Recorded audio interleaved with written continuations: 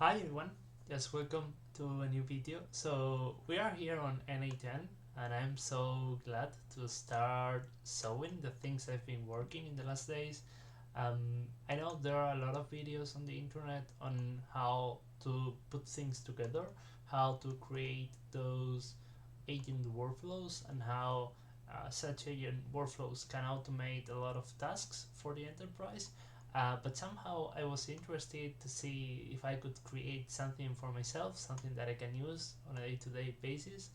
And something that I found that takes a lot of time whenever I'm trying to do it is trying to research the market for crypto, for the stock market, or any opportunities that I can put my money on. So I decided to check if I could build something with N8N that's gonna save me some time in terms of whenever I try to check if there are opportunities, and that's what I did. That's the work of a couple of days, if I don't recall wrong, and this is something that I wanted to show, like this thing here, right? Um, this seems a little bit complicated at first, but then you realize it's quite easy or quite simple to understand. So what I'm gonna do is I'm just gonna enable these things because they were disabled, because I was trying to do different workflows. This is the first one that I did. I don't know if you guys are used to N8N, so I'm just gonna try to explain things on a top level view, and then we're gonna try to check every single component, how it's configured. If you prefer something more introductory, instead of just jumping on the thing, I can try to make some videos on the topic. But I just wanted to solve this and how this is saving me time. Um, so what we have here is in N8N you have triggers, you have actions, you have transforming nodes in order to transform, aggregate data, delete, edit, filter, and then finally you have nodes that allow you to make alerts and send those alerts. So what we have here is drag and drop no code or low code infrastructure in order to create these workflows, these agentic workflows that otherwise you would need to write in code. So that's part of the objective of this channel, to make these things in an easy way, in an easy manner. And what we have here is basically whenever you want to try this workflow, just can click it on here, just can trigger it for do it every hour, every couple hours, 14, 15 minutes, whatever you want. Then you have here an agent, and this agent is going to receive the data from CoinGecko, which is open source. You can use it in order to get data for different cryptocurrencies, and we're gonna edit and process the data that's gonna be received by the agent. It has Ollama on it, so everything is running locally, and whatever the agent produces is gonna be sent to Notion, and I'm using Notion because I don't need to pay for it, and that's great whenever you're testing different things. So here is basically all the different reports that I got in the last days whenever I was testing this thing, and as you can see, it added those emojis in here, which is great. And we're gonna see how this somehow also hallucinates, and some things we could try in the future, but I'm using a very small model. This is the Ollama 3.1 if I recall right, and basically this Ollama model, we can just check it in here, this Ollama model, but it doesn't show in here because I need to run it. So I'm just gonna go for Ollama host equals 000 Ollama serve, and I need to open up the disk. Just 1 second. That's something you don't need to do, just me, because I have the Ollama models on an NVMe in order to make this thing go faster whenever I load them. uh, that's kind of geeky. If you just have a hard disk or an SSD, sorry, that's gonna be fine. But if you wanna have lower time to load the model or time to whatever you're doing with your data, you could try an NVMe. They are a bit more expensive. Your motherboard needs to support them. So, but for AI models, it is the best thing if you want to run them locally.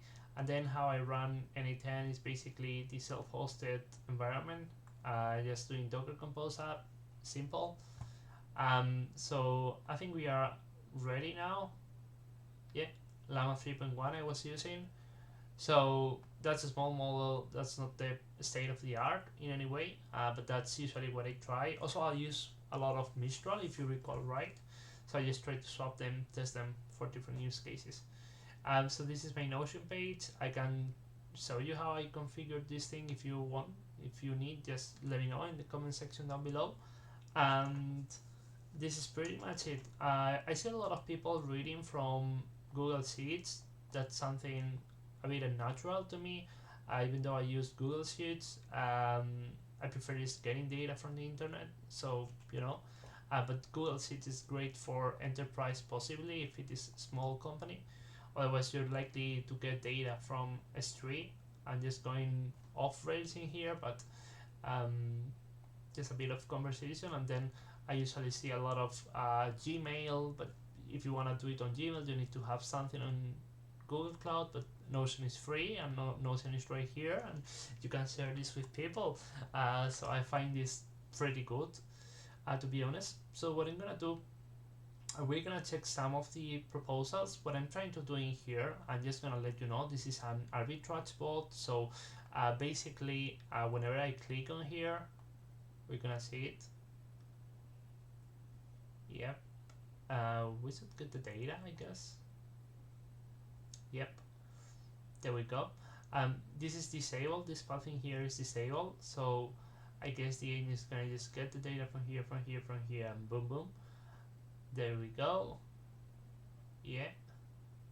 And let's see, we have here exciting arbitrage opportunity. So this is gonna let me know that if I buy Bitcoin on crypto, if I buy weeks at crypto.com and sell it on Bybit, we have a difference of 636, and here we have 868. So this is basically 0.13% of profit. So if I have an account here and an account here, and I buy in here and I sell in here, I'm gonna get money, because this is arbitrage. Because for many currencies on different exchanges, they're gonna have different values, and it is the huge amount of people buying and selling on all of them that's gonna make them to get on the same price in the meantime.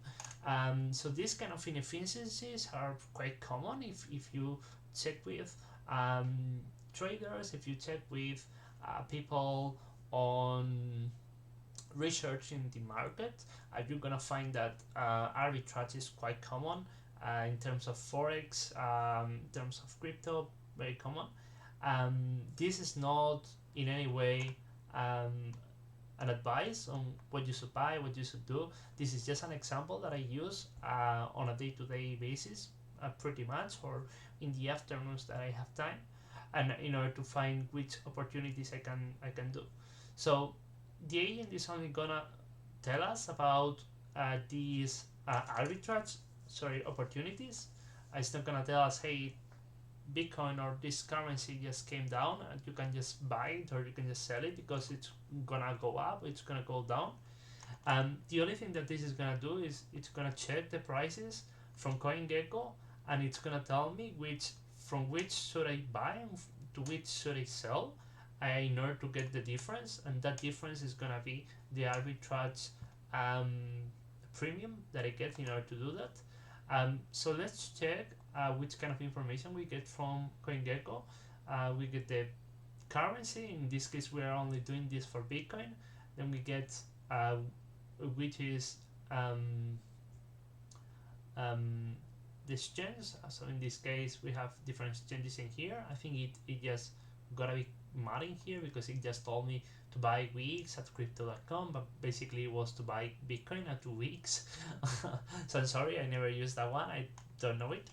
Um, this also gave us the volume for each of them, the value, the last value that it got, the CoinGecko that it got. Possibly also, this is important, CoinGecko is with some amount of delay, so possibly we're not getting the latest values, and possibly we just need to check with the exchange itself to see that it really has that value. Because it could be a matter of minutes, matter of seconds that could just bring the difference down. So these things are quite optimized. This is quite difficult to find those arbitrage opportunities, but somehow if you dedicate the amount of time, you can find them. And of course, you're gonna reduce a lot of time searching for them by just using this kind of workflow. And we get here the different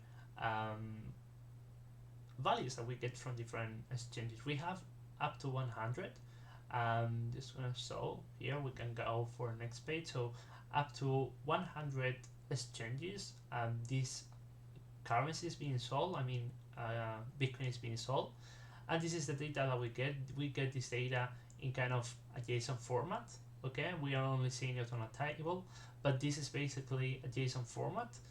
And this JSON format is gonna be sending here. We're just gonna edit. We're just gonna keep the market name. We're gonna keep only the last value coming from CoinGecko, and this is gonna be the output. We're gonna have which market and the value that it's sold for in the last interaction. This is of course not the last interaction because I'm just telling you, hey, CoinGecko is with a delay, but this is the last that CoinGecko knows about. And then we split it out, okay, and we just get them on a one-to-one basis so we can compare them. And finally, we just aggregate them together on the same JSON, and this is gonna have all the names for on one side and all the different values from the other, so that this is easier to write the prompt for. So in this case, we're just getting the name and the value for each all of them. We're just showing them on a validated list, and we are only showing up to 15. So here there are 100 of them, but I was just so lazy typing, and I just decided to stop at 15. Another thing, I don't know if we can do it on a better or an easier way. I mean, just using this kind of formatting, like instead of just writing them one after the other, just having kind of a loop, so that we can compile this on an expression later on. I don't know that, but that's something that we could be checked on the future. And we're just basically telling it to create a title, an analysis, okay? If it does tool calling for any way, we don't give it any tools. We only give it a memory. It's gonna try to use it. It's gonna see it has no tools, so I don't think there's gonna be any attempts. But we have here the history, okay? And this history is gonna allow the model to also know some past opportunities and try to compare them by the prompt given. So as I said before, we can schedule this for a certain amount of minutes. Yeah, and it's gonna try to run this continuously. The int is gonna try to get the data from CoinGecko, and the notion is gonna be written. And